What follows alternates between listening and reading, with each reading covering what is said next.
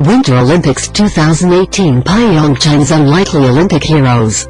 Norway, the USA and Germany. The all-time Winter Olympics medal table is dominated by nations whose athletes grew up a snowball's throw from a ski resort or with sports like biathlon in their blood.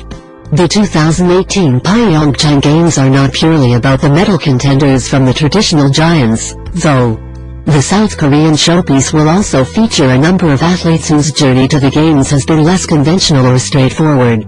BBC Sport takes a look at the backstories of some of the more unlikely Olympians in Pyeongchang. Every time I ski I feel like I die a little inside. Tonga's Pyeongchang was the talk of the Summer Games in Rio in 2016 after his striking native outfit at the opening ceremony went viral. 2 years on from that bare-chested and oiled-up appearance, the Tongan will swap the taekwondo mat for cross-country skis to become one of the most unlikely double Olympians of all time. Pyeongchang, 34, had not even seen snow until a couple of years ago, and following his Rio exposure he had acting offers from Hollywood and potential modeling deals galore. However, the Tongan was not motivated by fame, but by a desire to find his next big challenge in something completely impossible. He would attempt to qualify for the Winter Olympics in cross-country skiing, something he eventually managed in the final qualification race in Iceland last month. Every time I ski I feel like I die a little inside, he says of the event. The burn starts and then you hold the burn for an hour or more. I still haven't had a race where I felt completely happy in terms of no pain. A black skier always gets looked at. Single quote. Sabrina Sumater is used to turning heads. After all, elite black skiers are traditionally few and far between, but the 19-year-old alpine skier will become only Kenya's second Winter Olympian in Pyeongchang. Typically, when skiers from smaller nations compete at the Winter Games they do so in the safer, technical events of slalom or giant slalom. Not so for Sumater. Born in Kenya but raised in Austria, she skis in speed events such as a Super G, where competitors regular top 60 miles per hour. At the beginning, people looked at me. Okay, a black skier always gets looked at, but when your performances get better and you improve, you win them over, she said in January. She has had to rely on sponsors and crowdfunding to get through to South Korea. She claims her relationship with the Kenyan National Olympics Committee has been difficult, something she attributes to a lack of awareness about the sport, the equipment and huge costs attached to it. Temperatures do not drop below 20 C in Ghana, but that hasn't stopped Kwasi earning his place at a Winter Olympics in which the weather has been 20 C below freezing at times.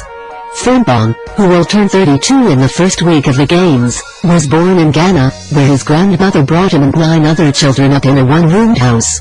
He moved to the Netherlands at the age of 8 to live with his mother, and the former Dutch junior sprint champion had a documentary made about him in 2010 called Die Theorie van de Conjunta. Rabbit Theory. My former sprint coach, Sammy Monsels, talks about the analogy of a rabbit in a cage, ready to escape from a lion. Frimpong explains. I am that rabbit, and I have escaped the lions of my past. I am no longer being eaten by all the things around my life. From Brazilian slum to Pyeongchang's slopes. The icy winter of Pyeongchang is a far cry from the summer version in Rio in 2016. A vibrant games for which many of the venues were a stone's throw from the city's favelas. Cross-country skier Victor Santos learned to roller ski on the streets of one of Sao Paulo's favelas in a social project run by two-time Winter Olympian Leandro Ribella. Football mad Brazil have unsurprisingly yet to win a medal in their 7 previous Winter Games appearances, and Santos' choice of sport has raised eyebrows at home.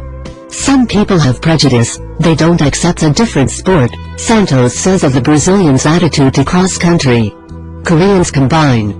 The combined Korean ice hockey team is about as unlikely as you can get given the two nations are still technically at war. The heightened tensions in the Korean peninsula during the Pyeongchang build-up at times led to speculation that the Games might not take place. In September, France suggested they could boycott the Games if safety couldn't be guaranteed. 6 months later, North and South Korea will compete together at the same Olympics in a women's ice hockey tournament full of improbable storylines. They include the case of the Brandt sisters. The American team features Hannah, while her sister Marissa, adopted from South Korea, will play for the Korean team. The two siblings were born 11 months apart. 30 years after the country's men made history, and inspired a Hollywood film, by appearing at the 1988 Winter Olympics in Calgary, Jamaica will have their first women's bobsleigh team in South Korea. While the Jamaican men famously crashed out in Calgary, the women's class of 2018 are targeting a top 10 finish, having finished 7th at December's Winterberg World Cup. The Jamaicans are not the only women making history in the bobsleigh. Nigeria's inaugural Winter Olympians will field the first African sled at the Games.